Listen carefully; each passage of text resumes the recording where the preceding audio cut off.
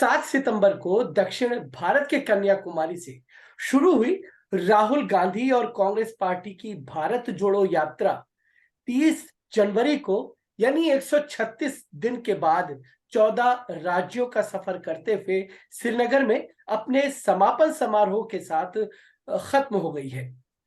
राहुल गांधी की इस यात्रा का मकसद जो बताया गया वो ये कि भारत को एकजुट करना और सभी को साथ लेकर के आगे बढ़ना है, और ये भी कहा गया कि एक मोहब्बत की दुकान खोलनी है।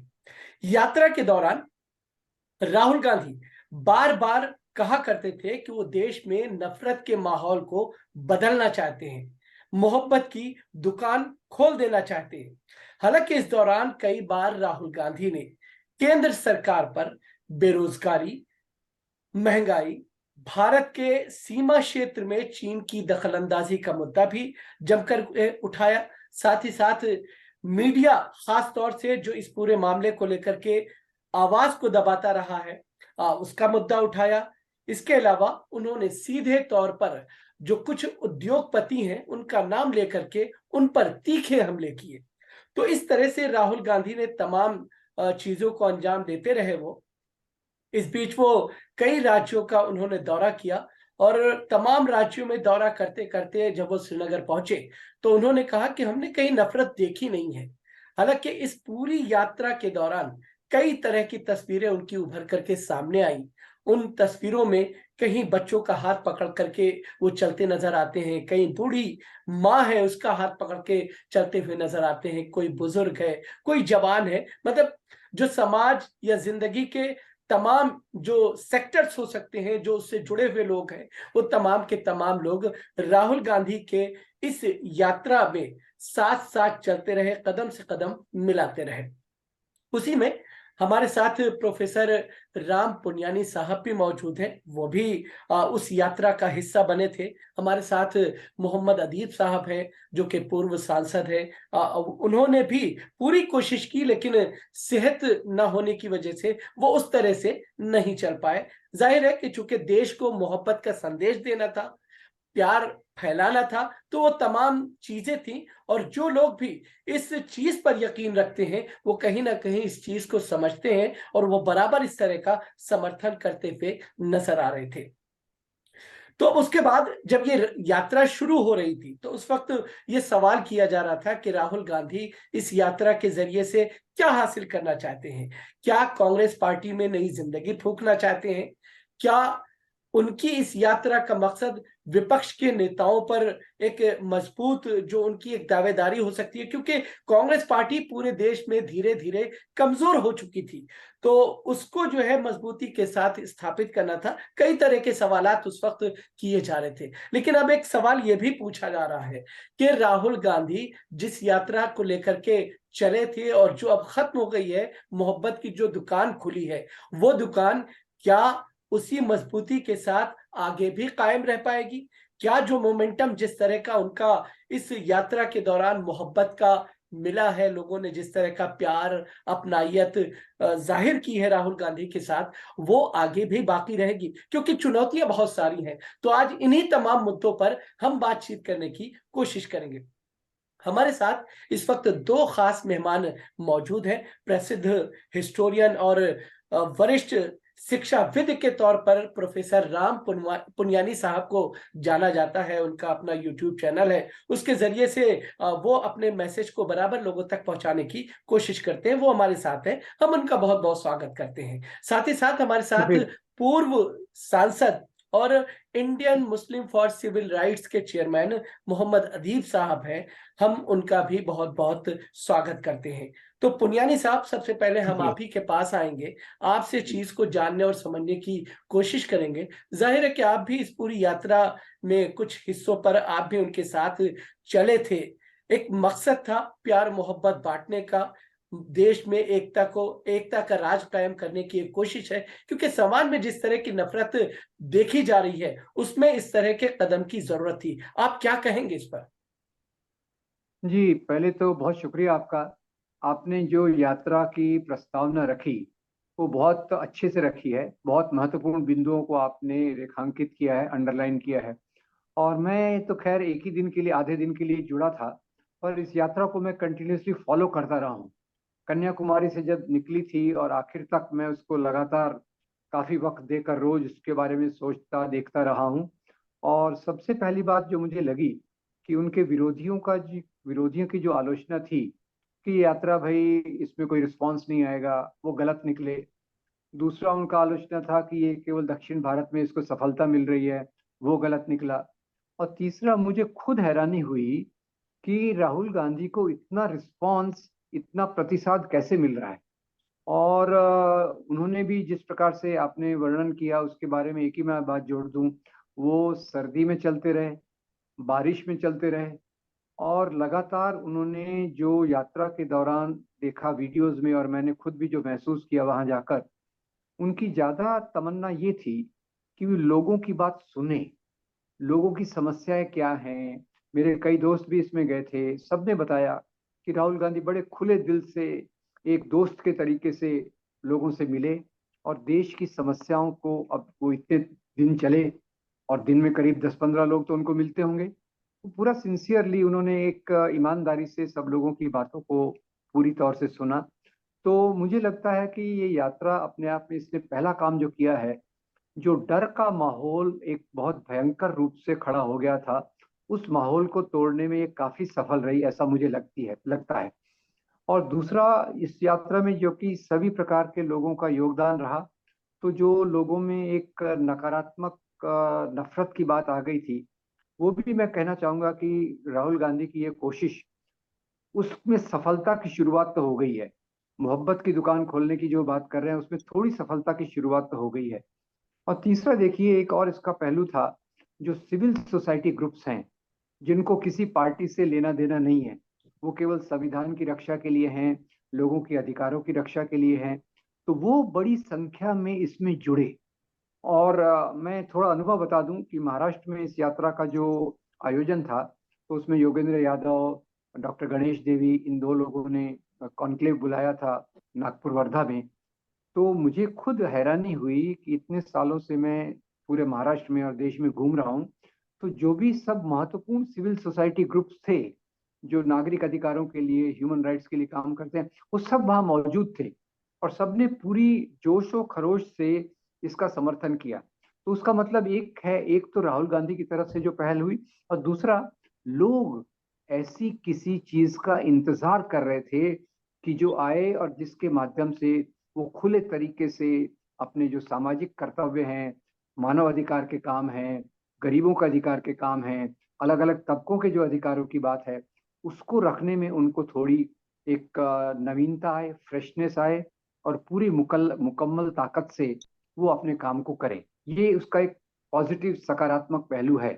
अब उसके दूसरे बहुत सारे पहलू हैं जिस पर हम लगातार बात करें, पर पहली मेरी टिप्पणी ये रहेगी कि पिछले कई सालों में भारत में एक जो बहुत अच्छी चीज हुई है, वो ये भारत जोड़ो यात्रा हुई है। इस निराशा के दौर में जहाँ सब चीजें हमको निगेटिव दिखी, एक चीज दिखी जिसने सड़कों पर चलकर, तकलीफ लेकर, लगातार लोगों से संवाद करके, लोगों को जोड़कर एक नया माहौल तो खड़ा कर दिया है। जो जिस भारत की हम कल्पना करते हैं, उस भारत का एक नक्शा तो सामने आ गया है कि ये लोग जो अपने आप को डरा हुआ महसूस करते थे, या जिनको लगता था कि यहाँ कुछ पॉसिबिलिटी, संभावना नहीं है, उसमें एक आशा की किरण तो जगी है। पर इसके आगे मैं बताऊंगा कि एक शुरुआत है, ठीक है। अगर एक यहीं ये सवाल। बात रुक गई। जी। जी। एक सवाल इसमें हम आपसे ये भी समझना चाहेंगे कि जिस तरह जी। से आपने सिविल सोसाइटी का जिक्र किया, पिछले जी। कुछ सालों में अगर देखा जाए सिविल सोसाइटी का जो रोल है, या सिविल सोसाइटी पूरी तरह से खत्म हो गई थी, तो हम ये कह सकते हैं कि जो सिविल सोसाइटी पूरी तरह से खत्म हो गई थी, या कांग्रेस पार्टी एक तरफ जहां उसमें नई जिंदगी है, तो साथ ही साथ ये भी माना जा सकता है कि सिविल सोसाइटी का भी एक तरह से नए सिरे से उदय हुआ है। देखिए, उदय तो नहीं हुआ है, पर उनका जो एक थोड़ा पैसिव रोल हो गया था, जो थोड़े वो ठंडे पड़ गए थे, उनमें बिल्कुल। फिर से वो जोश का संचार आ गया है।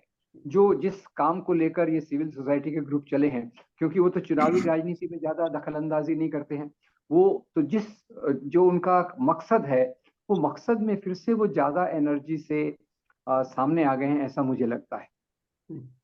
अदीब साहब, एक चीज आपसे समझना चाहेंगे हम कि जिस तरह से राहुल गांधी ने अपने समापन भाषण में एक बात कही कि उनकी जो ये पूरी प्रक्रिया है वो अभी खत्म नहीं हुई है। उनका साफ तौर पे ये कहना है कि इस तरह से जो हमने प्यार और मोहब्बत की एक दुकान खोली है, ये दुकान चलती रहेगी। साथ ही साथ उन्होंने ये भी कहा है कि हमारे पास और भी आइडियाज हैं जो हम आगे जा करके उसको इम्प्लीमेंट करेंगे। आप क्या कहेंगे और किस तरह से देखेंगे इसे?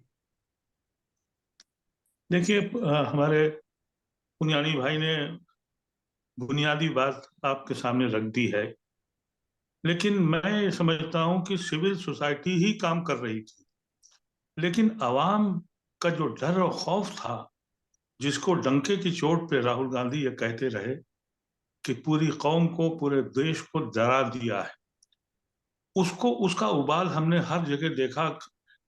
वो राहुल गांधी नहीं है जो 10 अकबर रोड से के राहुल गांधी थे। मैं उस राहुल गांधी को मुझे कभी अच्छा नहीं लगा, लेकिन ये राहुल गांधी कुछ और राहुल गांधी था, जो गरीबों की बस्ती से निकल के आया, खलियानों से आया और मुख्तलिफ जगह लोगों से मिला। ये एक नया राहुल गांधी था जिसने नेहरू और गांधी की याद को ताजा कर दिया। जहां तक इस यात्रा का फायदा है, तो मैं आपसे बयान करूं कि जो सबसे बड़ा फायदा इस यात्रा से हुआ वो ये कि मेरा कश्मीर मुझे वापस मिल गया।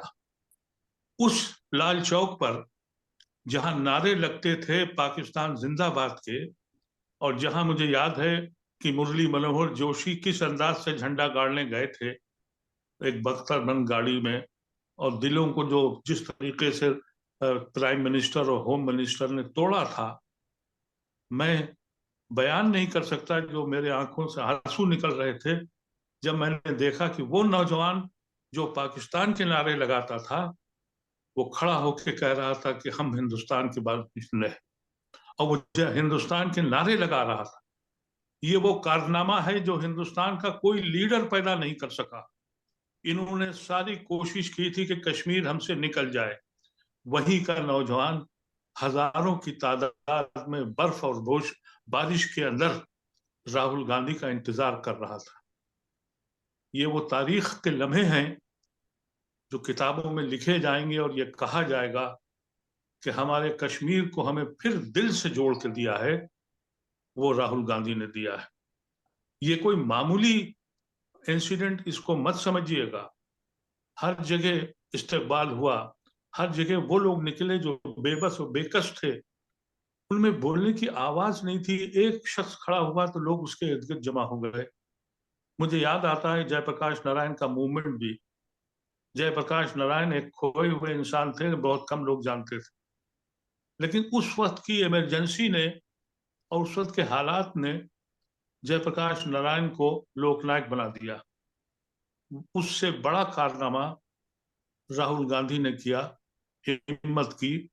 और जब उनके टी शर्ट का मजाक बनाया गया तो उसने कहा कि इस टी शर्ट को लेकर मैं श्रीनगर के बर्फ के अंदर भी रहूंगा और बारिश में भी रहूंगा। और उसने जिस तरीके से खामोशी अख्तियार की है, अब सबसे बड़ा काम जो है कि ये जो बुनियाद डाली है राहुल गांधी ने मोहब्बत की, ये वो बुनियाद है जिस पे हमने अपनी जिंदगी गुजारी। हमारे ऐसे लोग जो ये सोचते थे कि हम जिंदा क्यों हैं, अपने सामने अपने मुल्क को बर्बाद होते देख रहे हैं, अब एक उम्मीद की किरण हम में है और नौजवान खड़ा हो गया है। तो सबसे पहले तो मैं ये कहूंगा कि जो जो लोगों को ये कहते थे कि मोदी नहीं तो कौन, तो मोदी नहीं तो कौन आ गया। अपोजिशन के लीडरों को अब अपनी जमात के बजाय इस देश को बचाने का एक प्लेटफॉर्म राहुल गांधी ने दे दिया है। नहीं तो क्या आप ये बदनसीबी मानते हैं होगी उन पॉलिटिकल लीडर्स की अदीब साहब? जो अभी भी अपनी और अपनी जात और अपनी पार्टी के लिए लड़ेंगे, और इस संविधान को, इस इंस्टीट्यूशन को, इस गांधी के उस ख्वाब को तोड़ने के लिए अभी भी अगर कोई काम करेगा तो वो उतना ही बड़ा दुश्मन होगा जितने आरएसएस के एजेंडे के लोग हैं।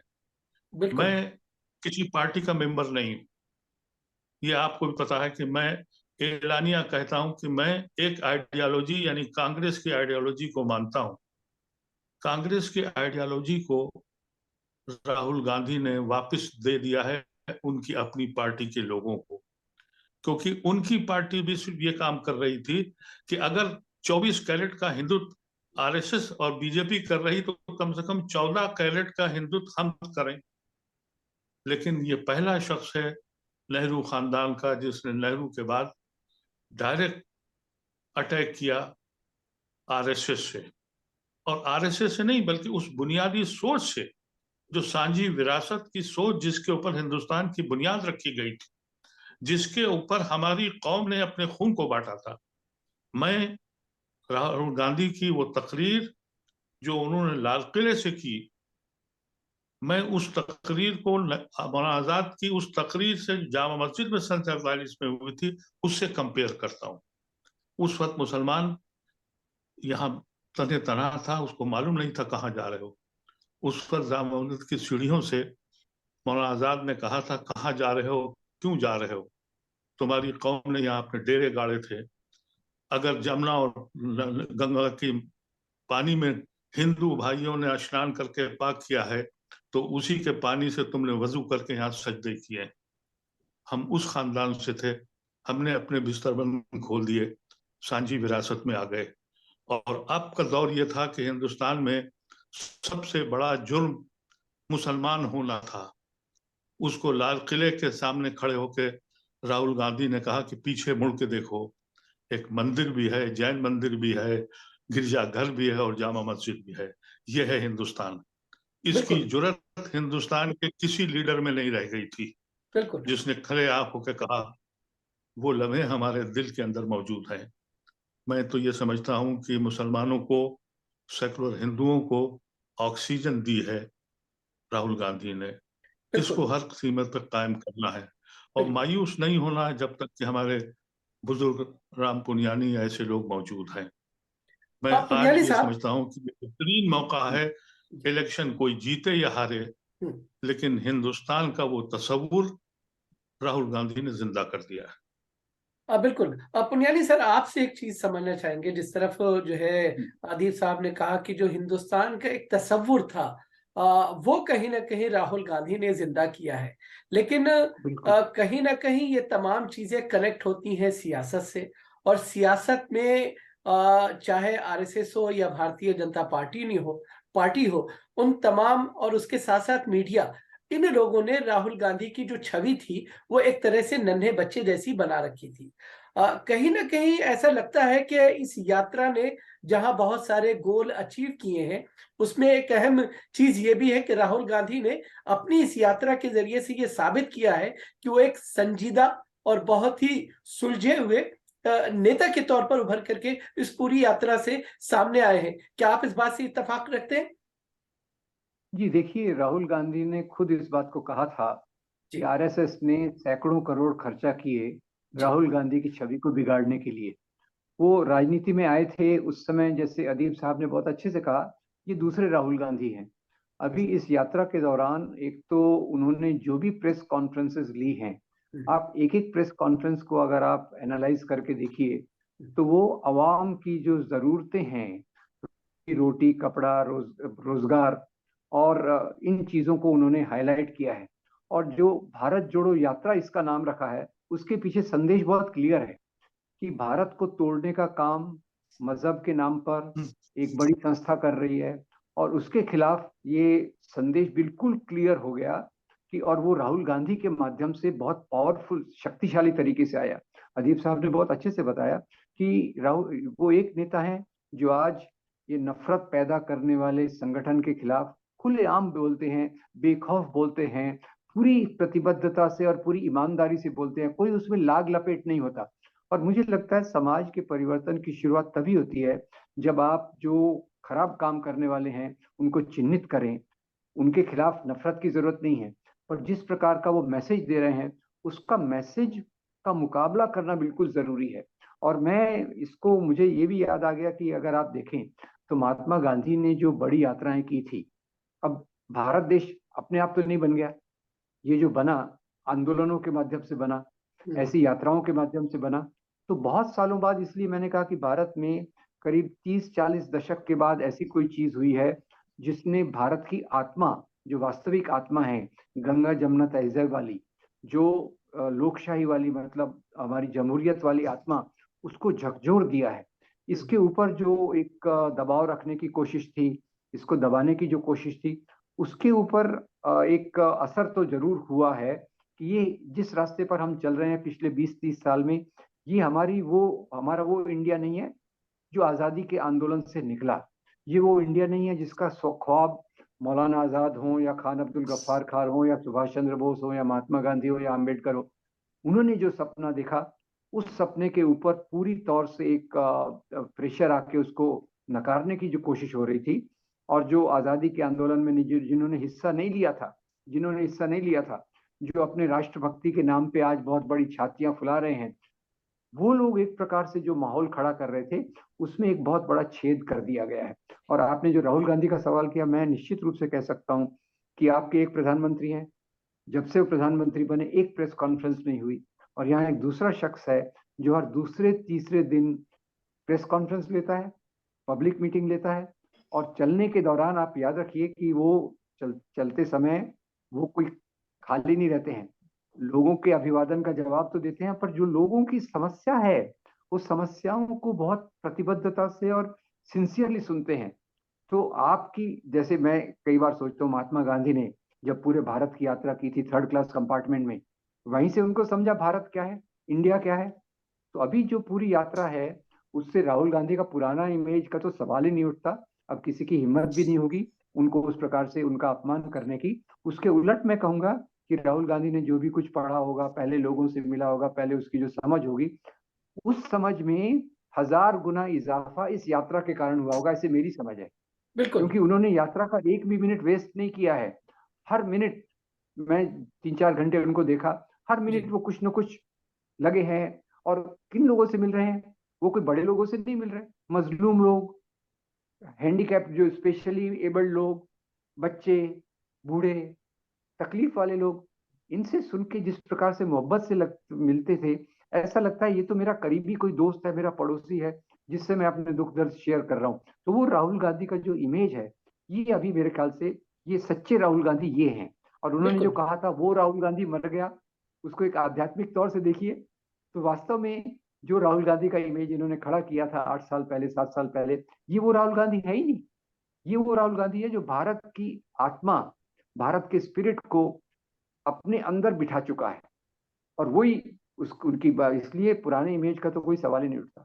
बिल्कुल, जिस तरह से कहा यह जाता है कि भारत जो है धार्मिक और आध्यात्मिक देश के तौर पे जाना जाता है। गांधी जी जब वापस आए थे तो उन्होंने भी यात्रा की थी, भारत को जो है समझने की कोशिश की थी। ठीक उसी पैटर्न पे राहुल गांधी ने भी कन्याकुमारी से कश्मीर तक का जो सफर किया, यात्रा की, उसको जो है हर तरह से उसे भारत को समझने की कोशिश की है। ज़ाहिर है बहुत सारी चीजें उभर करके सामने यहाँ पर आई होंगी। लेकिन एक अहम सवाल आपसे ये भी हम जानना चाहेंगे कि जो एक मोमेंटम यहाँ पर राहुल गांधी ने बनाया है, मोहब्बत बांटने का, जो दुकान उन्होंने मोहब्बत की खोली है, एकता और भाईचारे को मजबूती देने की, जिस तरह का माहौल है और जिस तरह से वो कहते हैं कि आरएसएस और भारतीय जनता पार्टी समाज में नफरत घोलती है, ऐसे में कहीं ना कहीं इस चीज को आगे रन करना, आगे ले जाना, ये एक बहुत बड़ी चुनौती है। चूंकि जब तक यात्रा थी लोग मोहब्बत से पेश आ रहे थे, लेकिन अब चूंकि ये यात्रा खत्म हो गई है तो उसके बाद ये चुनौती और ज्यादा बढ़ जाएगी। देखिए, ये बात मैं मानता हूँ कि अगर ये 30 जनवरी को यात्रा समाप्त हो गई है, तो फिर तो हमें ज्यादा उम्मीद नहीं है। मैं देखता हूँ कि 30 जनवरी में एक प्रोग्राम, एक कार्यक्रम की शुरुआत हुई है भारत को फिर से बनाने की। और उसमें मैं एक दूसरी बात भी बताना चाहता हूँ कि अभी मैं 2 दिन पहले आसाम में था, 5 दिन पिछले हफ्ते में कलकत्ता में था। तो वहां मुझे भारत जोड़ो यात्रा का ज्यादा प्रभाव नहीं दिखा। और अभी जरूरत क्या है कि जो यात्रा एक रूट से गई, उसी यात्रा को दूसरे रूट से ले जाकर दूसरे एरिया में भी उसी प्रकार के माहौल को खड़ा करने की बहुत जरूरत है। और ये शायद होगी भी सही, क्योंकि जी। मैंने जो सुना है कि अभी भारत जोड़ो यात्रा के बाद हाथ से हाथ जोड़ो यानी राहुल जी गांधी का 1 पेज का लेटर जो है वो मैंने पढ़ा था। बहुत प्यारा लेटर है, छोटा सा है, और वो घर घर बांटने का प्रोग्राम है। तो यानी यात्रा खत्म हो गई है पर कार्यक्रम खत्म नहीं हुआ है। और बिल्कुल दूसरी यात्रा अगर हो सके आसाम से लेकर गुजरात तक दूसरी दिशा में आए तो उससे भी एक माहौल बनेगा। मेरे पास और भी काफी इसको बताने के लिए है कि यात्रा अपने आप में बहुत बेहतरीन शुरुआत है, पर ये केवल शुरुआत है। जो हमारा आगे का गोल है, हमारा आगे की जो मंजिल है, वो बहुत लंबी है, और उसके लिए बिल्कुल भी अभी बहुत काम करना पड़ेगा। बिल्कुल। अदीप साहब एक चीज ये समझना चाहेंगे, जाहिर है कि राहुल गांधी ने जो ये यात्रा शुरू की तो सिर्फ देश को जोड़ना ही उनके सामने मकसद नहीं रहा होगा, सियासत भी उनके सामने है। कांग्रेस जिस तरह से धरातल पे इस वक्त आई हुई है और उसके साथ साथ विपक्ष में कांग्रेस की अपनी कोई उस तरह की मजबूत स्थिति नजर नहीं आती है। तो वो तमाम जो एक सत्ता तक पहुंचने का एक जो रास्ता हो सकता है वो राहुल गांधी को यहां से मिलता हुआ नजर आ रहा है और वो विपक्ष में एक मजबूत नेता के तौर पर उभर करके सामने आ रहे हैं।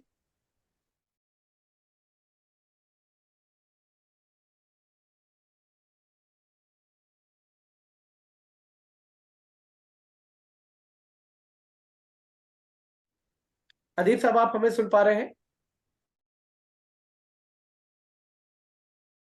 सुन पा रहा हूँ। नहीं, आप जी, जवाब दें जी। मेरी आवाज आ रही? जी जी जी। जी जी। जी मैं जी ये जानना चाह रहा हूं कि राहुल गांधी ने चूंकि जो यात्रा निकाली है, एक तरफ मोहब्बत की बात की है, दूसरी तरफ जी। जो सियासी मैदान में कांग्रेस खत्म हो रही थी, विपक्ष में कांग्रेस की अपनी मजबूती और उसकी अपनी दावेदारी और कोई फेस ना होना, ये तमाम तरह के मसाइल थे कांग्रेस के सामने। आपको लगता है कि कहीं ना कहीं अब इस यात्रा के जरिए से वो तमाम गोल हासिल हो गए हैं, राहुल एक फेस बन करके उभरे हैं?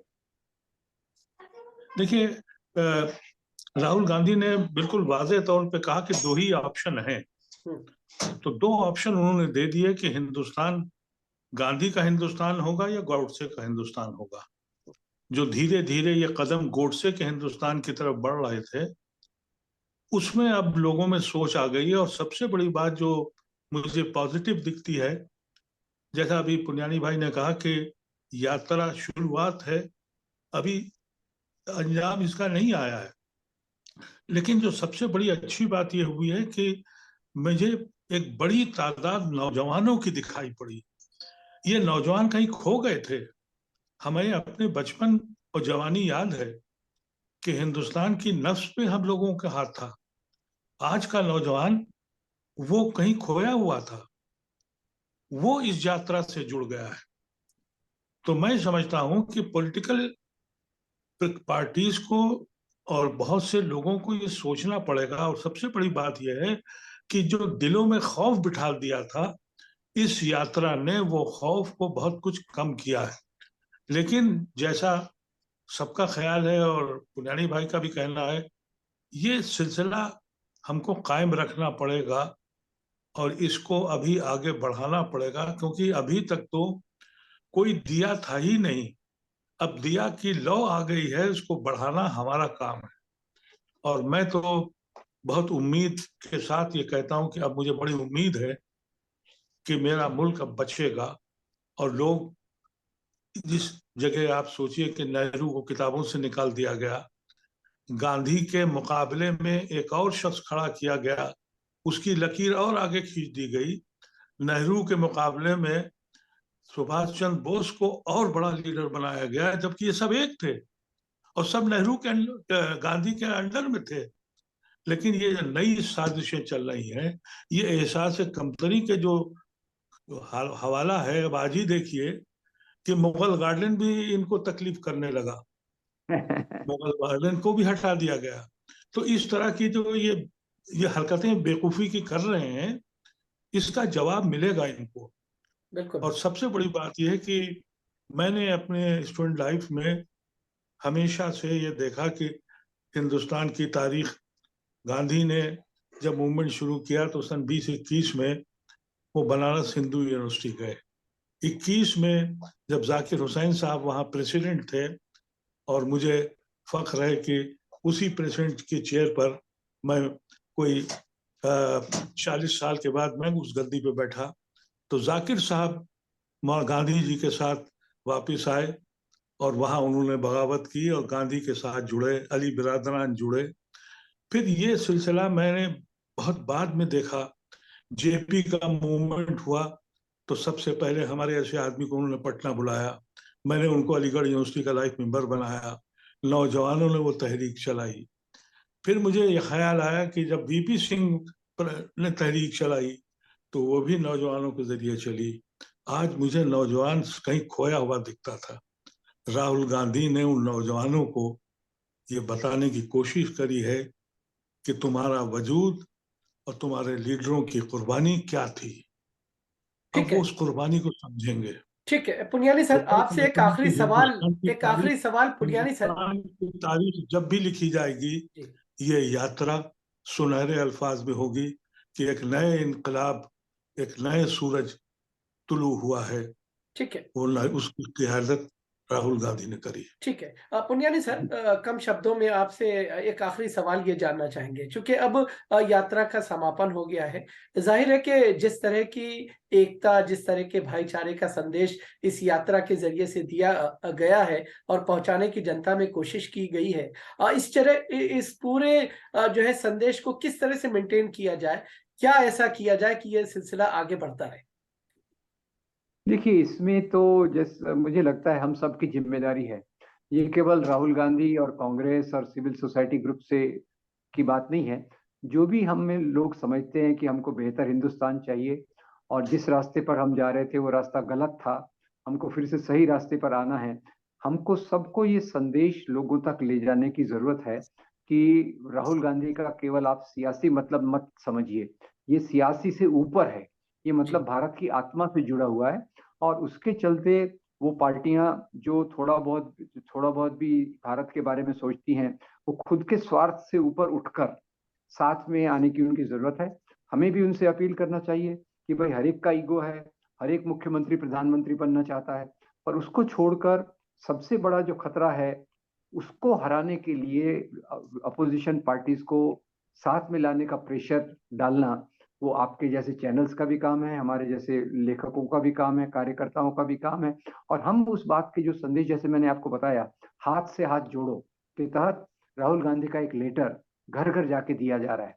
तो हम अपील करें कि वो लेटर का जो उसका मसौदा है, उस मसौदे को हम जगह जगह पढ़ें, जगह जगह उसको रखें और उम्मीद करें कि ऐसी यात्रा असम गुवाहाटी से लेकर गुजरात तक निकले और इस प्रकार का संदेश जो जैसे अदीब साहब ने बहुत अच्छे से कहा कि नवयुवक अभी जागृत हो रहा है। और मैं आपको ये बताना चाहता हूँ कि कांग्रेस के अंदर भी जो एक सुस्ताई आ गई थी, सुस्तपना आ गया था कि भाई पावर में है तो पावर के लिए काम करेंगे, अभी कांग्रेस के अंदर भी जो नौजवान तबका है जो इन बातों को समझ रहा है वो ज्यादा एक्टिव हो रहा है। और मैं उस पर भी मुझे बहुत उम्मीद है कि कांग्रेस के अंदर और कांग्रेस के बाहर जो जी, नौजवान अगली पीढ़ी वाले लोग हैं वो एक अच्छे भविष्य का सपना देखने के लिए ठीक इसको है, आगे ले जाएंगे, इसकी मैं उम्मीद भी करता हूँ ठीक और है। वो उम्मीद से मुझे काफी आशा भी मिलती है। बहुत बहुत शुक्रिया राम पुनियानी साहब आपका, अदीब साहब आपका। तो इस प्रोग्राम में फिलहाल इतना ही, लेकिन जाने से पहले हम अपने तमाम दर्शकों से ही कहेंगे, अगर आपने इस चैनल को सब्सक्राइब नहीं किया है तो इस चैनल को सब्सक्राइब करें, इसके वीडियोस को लाइक और शेयर करें। तो आज इस अहम प्रोग्राम में फिलहाल इतना ही, इजाजत दीजिए, आदाब।